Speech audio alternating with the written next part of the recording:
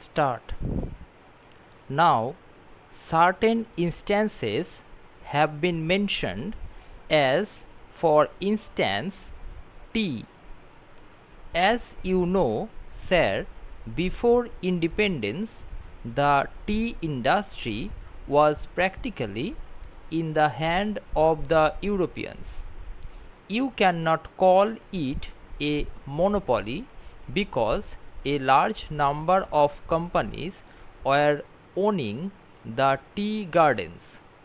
Of course, they were all foreigners, but gradually, in the last 12 years, a large number of tea gardens have changed hands, and now a large number of Indians own tea gardens. Even in the broking farms, a number of Indians have been taken as partners. Since the tea industry was completely in the hands of Europeans before independence, the sales were mostly in the United Kingdom, and naturally the Britishers had an advantage because there the people wanted to buy and they were also the sellers here. But after the national government came into existence, we have been taking all possible steps to see that Indians get a share, and a constantly rising share, in the business of the country, and the quantum of our share is gradually increasing.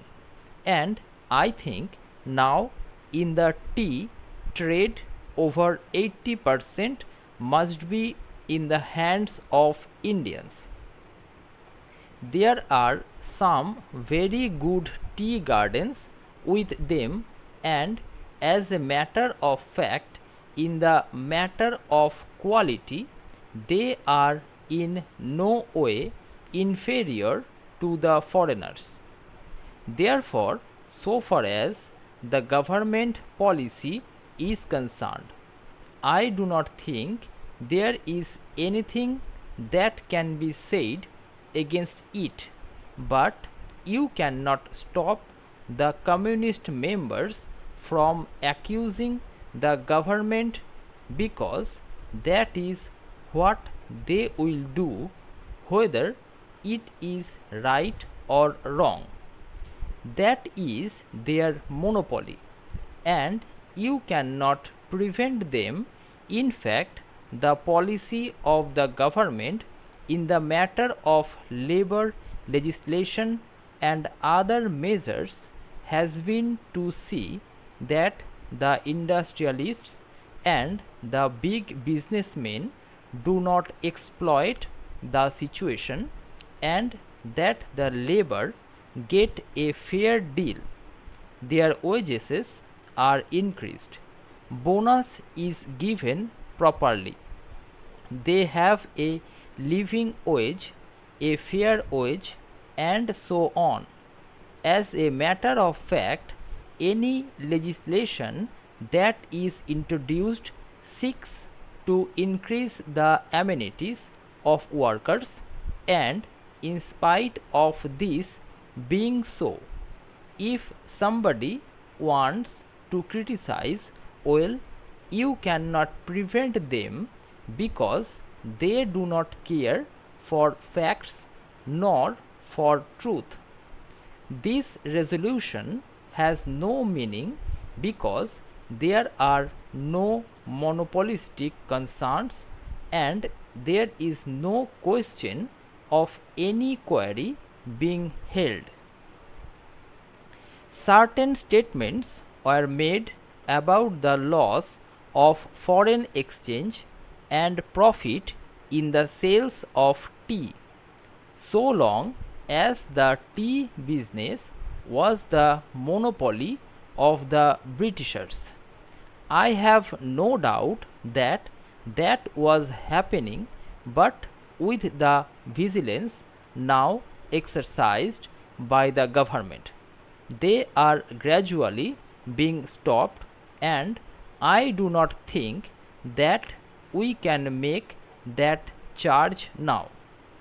I feel, therefore, that in view of the present attitude and the laws that have been enacted and are being enacted from time to time, there is not the slightest chance of any monopoly being established.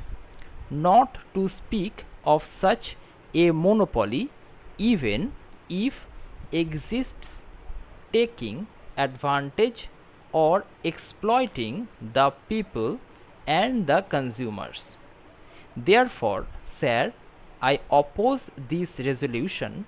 Mr. Deputy Chairman, sir, I was very kind of Dr. Singh to have brought forward this resolution, which gives ample opportunity to the government to clarify the various misgivings.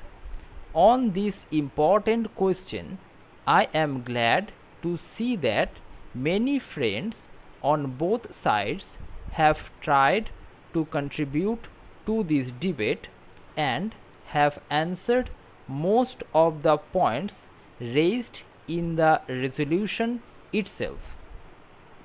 Sir, if we see the economic history of the world in the last 2 centuries, it is the advent of industrial revolution which really placed in the hands of man such vast powers of construction that were not known to making before.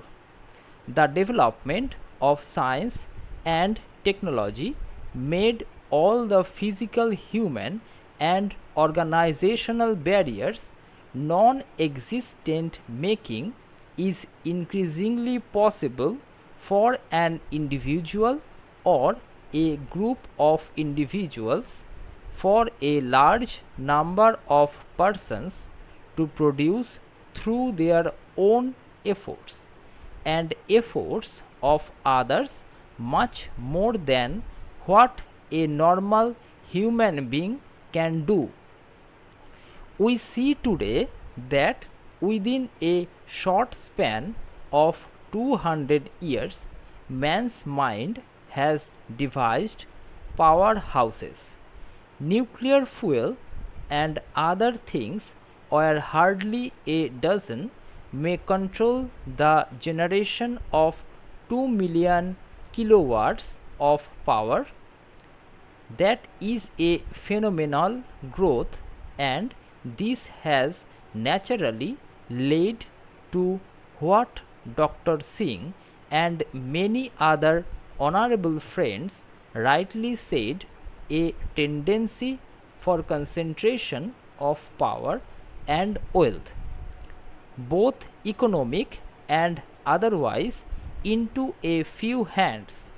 Therefore, in the early part of the 19th century, we did see in different countries in the world a growth of a system of society where some big houses and combinations of houses started to grow a large amount of economic power, not commensurate either with their number or the social status.